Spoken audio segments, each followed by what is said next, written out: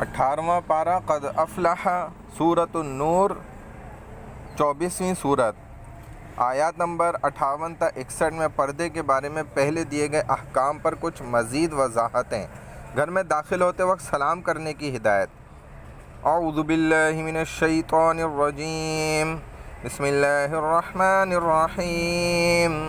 یا ایہا الذین آمنوا لیستأذنکم الذین ملکت ایمانکم والذین لم یبلغوا الحلم منکم 3 مرات۔ اے ایمان والو، تمہارے لونڈی غلام اور وہ سمجھدار بچے جو ابھی حد بلوغت کو نہیں پہنچے، انہیں چاہیے کہ 3 اوقات میں تمہارے پاس آنے سے پہلے اجازت لے لیا کریں۔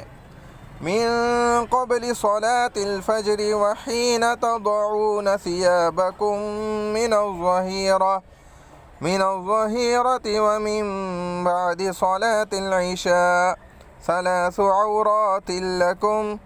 فجر کی نماز سے پہلے اور دوپہر کو جب کہ تم سونے کے لیے اپنے بعض کپڑے اتار دیا کرتے ہو، اور عشاء کی نماز کے بعد کہ یہ 3 اوقات تمہارے پردے کے لیے ہیں۔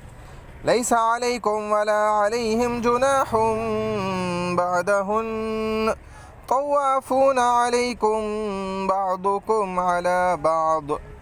ان اوقات کے علاوہ نہ تم پر کوئی الزام ہے نہ ان پر، کیونکہ وہ اکثر تمہارے پاس آتے جاتے رہتے ہیں، کوئی کسی کے پاس کوئی کسی کے پاس۔ کذالک یبین اللہ لکم الآیات واللہ علیم حکیم۔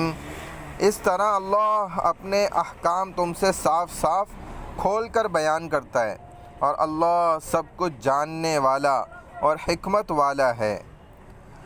وَإِذَا بَلَغَ الْأَطْفَالُ مِنكُمُ الْحُلُمَ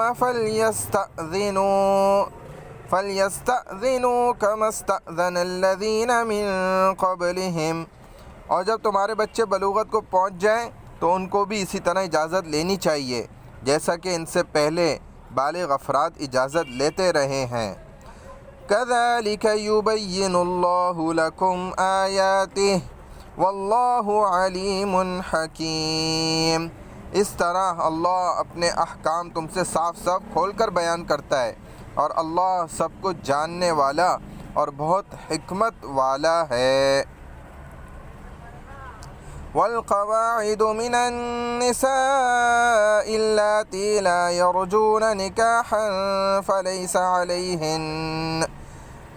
عَلَيْهِنَّ جُنَاحٌ أَن يَضَعْنَ ثِيَابَهُنَّ غَيْرَ مُتَبَرِّجَاتٍ بِزِينَةٍ۔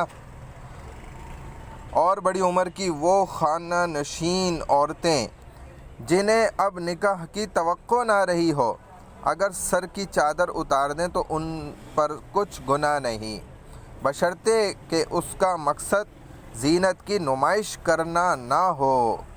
وَأَن يَسْتَعْفِفْنَ خَيْرٌ لَّهُنَّ وَاللَّهُ سَمِيعٌ عَلِيمٌ۔ اور اگر اس سے بھی بچیں تو یہ ان کے لیے زیادہ بہتر ہے، اور اللہ سب کچھ سننے والا اور سب کچھ جاننے والا ہے۔ لیس علی الاعمى حرج ولا علی الاعرج حرج ولا علی المریض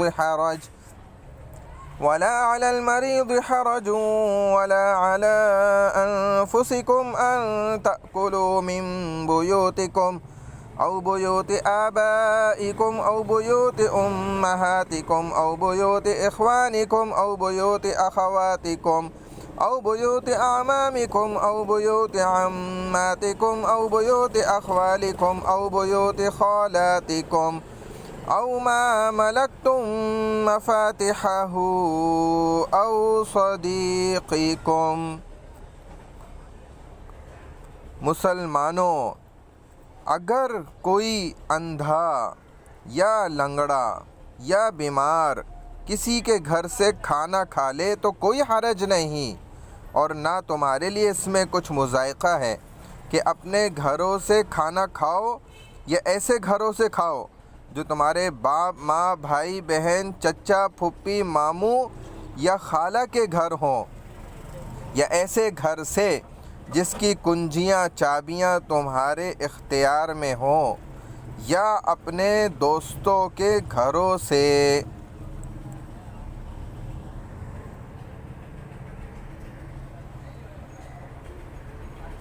لیس علیکم جناح ان تأکلوا جمیعا او اشتاتا، اور تم پر اس بات میں بھی کوئی گناہ نہیں کہ سب مل کر کھاؤ یا الگ الگ کھاؤ۔ فَإِذَا دَخَلْتُم بُيُوتًا فَسَلِّمُوا عَلَىٰ أَنفُسِكُمْ تحیۃ من عند اللہ مبارکۃ طیبہ۔ پھر جب تم گھروں میں داخل ہونے لگو تو اپنے لوگوں کو سلام کر لیا کرو کہ یہ اللہ کی طرف سے نازل کردہ ایک بابرکت اور پاکیزہ دعائے خیر ہے۔